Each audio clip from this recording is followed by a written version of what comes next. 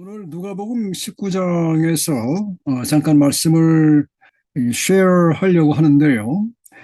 딱히 어떤 구절을 읽기보다는 한 장을 다 간단하게 제가 나눴으면 하는 그런 마음이 있습니다. 세 부분으로 나누어져 있는데 먼저 삭개오 얘기가 나와요.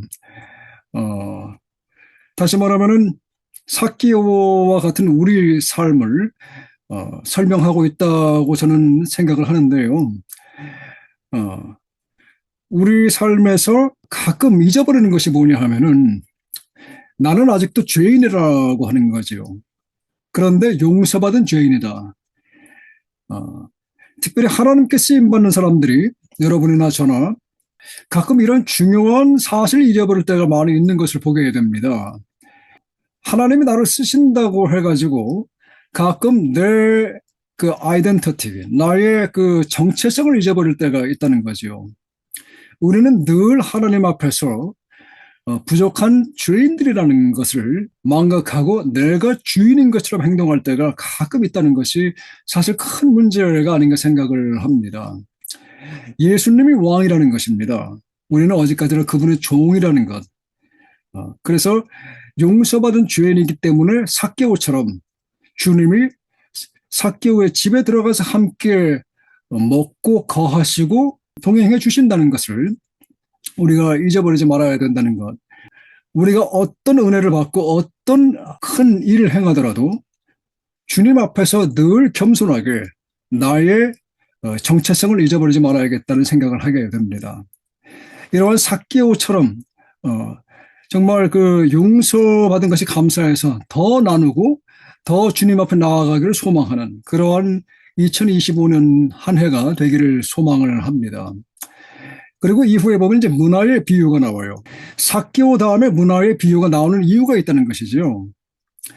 바로 문화를 통해서 주님이 우리에게 하시고자 하시는 말씀이 무엇이냐면은 열 문화를 남긴 사람이 있고 5개 문화를 남긴 사람이 있고 그 다음에 영 문화 하나도 남기지 못한 사람이 있는 것처럼 금년 한 해 우리가 시작하면서 다들 열 문화를 남기겠다. 어떤 큰 작심을 하고 이제 시작을 하는데 결국은 보면은 하나님 앞에서 우리가 청산할 때가 되면은 다 이렇게 나눠지게 된다는 것이죠.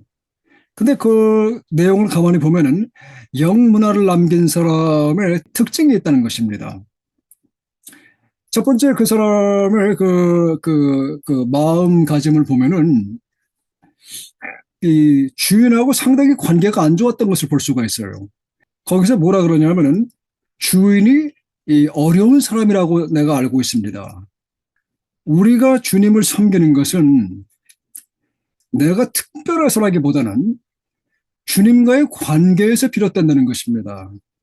주님이 좋아서 주님을 사랑해서 그분과의 관계에서 모든 살기 시작되는 것이지 내가 어떤 특별한 그런 인물이라서 하는 것이 아니라는 것이지요. 그래서 이 첫 번째, 두 번째 종을 보면은 주님과의 관계를 더 신경 썼던 사람들, 그런 사람들이 결국은 최선을 다할 때에 큰 열매를 남긴 것을 볼 수가 있습니다. 그래서 금년 한 해 여러분과 제가 이 주님과의 관계에 정말 신경을 더 쓰는 그런 우리 모두가 되기를 또한 소망을 합니다. 세 번째 부분을 보면은 누가복음 19장 마지막 부분에서 예수님이 예루살렘에 입성을 하는 것을 볼 수가 있어요. 그리고 나서 거기서 이 나귀를 부르지요.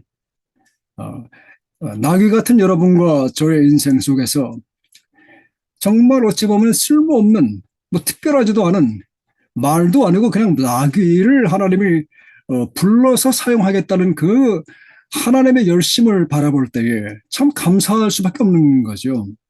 이 나귀는 말이 아닙니다. 그러니까 타기가 참 힘들어요. 사실 나귀를 타고 예수님이 예루살렘에 들어갔다는 얘기는 나귀는 그렇게 생각을 했을지도 몰라요. 아, 내가 이 왕의 왕, 주의 주를 내 등에 메고 내가 예수님을 이렇게 모시고 간다. 참 내가 훌륭하다. 이 정도면 잘하고 있다. 뭐 이렇게 생각했을지도 모르겠어요. 그런데 여러분 사실 나귀는 말이 아니기 때문에 타기가 참 힘듭니다. 어찌 보면은 예수님이 나귀를 데리고 간 거지 나귀가 예수님을 모시고 가는 게 아니라는 거죠. 그런데도 예수님이 하시는 말씀이 내가 너를 쓰겠다 하라. 주께서 너를 쓰겠다 하라고 19장에 보면 나와 있지 않습니까? 여러분과 제가 쓰임 받기 위해서 사실 어찌 보면 더 큰 노력이 주님 쪽에서는 요구가 된다는 것입니다. 우리를 만들어야 되고 우리가 순종할 수 있도록 그 마음을 불어넣어 줘야 되고 그리고 그렇게 해도 주님을 섬기지 않으려고 어찌 보면 안가림을 쓰는 우리들의 연약한 모습 속에서 그래도 그 마음 속에 계속해서 하나님을 사랑할 수 있도록 은혜를 베푸셔서 결국은 자원하는 심령으로 주님을 섬길 수 있게 만들어주는 이 주님의 은혜가 우리의 삶에 넘쳐나기를 간절히 소망을 합니다. 그 은혜 때문에 사실 여러분과 제가 주님을 섬기는 거예요. 정말 나 같은 사람을 주님께서 쓰고자 하시는 그 열정, 하나님의 열정, 이것이 참 너무 감사할 때가 많아요. 여러분과 저를 쓰기 위해서 무단한 노력을 하고 계시는 주님 꼭 기억하시고 금년 한 해도 그 주님께 내가 맞추어 드리는 그런 순종의 삶이 있기를 소망을 합니다. 그것이 바로 마지막 그 19장 그 마지막 부분에 보면은 이 성결의 삶을 추구하는 것이라는 거죠. 이제 성전에 들어가서 성전을 청소하시고 기도의 집이라고 일컬으시는 것을 볼 수가 있습니다. 여러분과 제 삶이 우리의 몸이 우리의 인생이 이런 기도의 집이 될 수 있기를 축복합니다.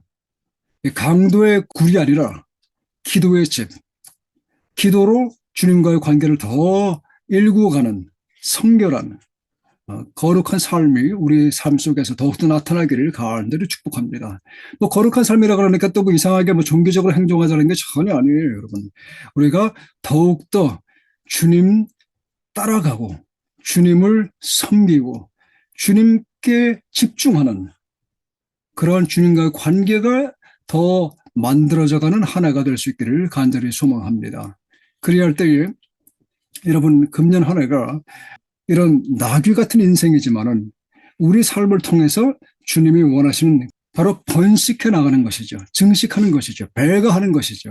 나의 삶을 통해서 누군가가 더 축복을 받고 내 가족의 축복을 받고 나의 교회가 축복을 받고 나의 동력자들이 또 열방의 축복받는 그런 배가하는 한 해가 되기를 간절히 축복합니다. 우리 한 목사님께서 아까 또 새로운 지역 교회를 시작하신다고 말씀하셨는데 그러한 이 뻗어나가는 우리 직장 속에서도 마찬가지고 가정에서도 마찬가지고 또 우리 사역 속에서도 마찬가지고 계속해서 배가하는 그런 은혜가 2025년도에 넘쳐나기를 간절히 소망합니다. 여러분 그러한 은혜 속에서 금년 한 해가 시작이 되어지고 또 끝까지 마지막 12월 달까지 우리 주님 앞에서 쓰임받는 우리 모두가 될 수 있기를 간절히 축복합니다.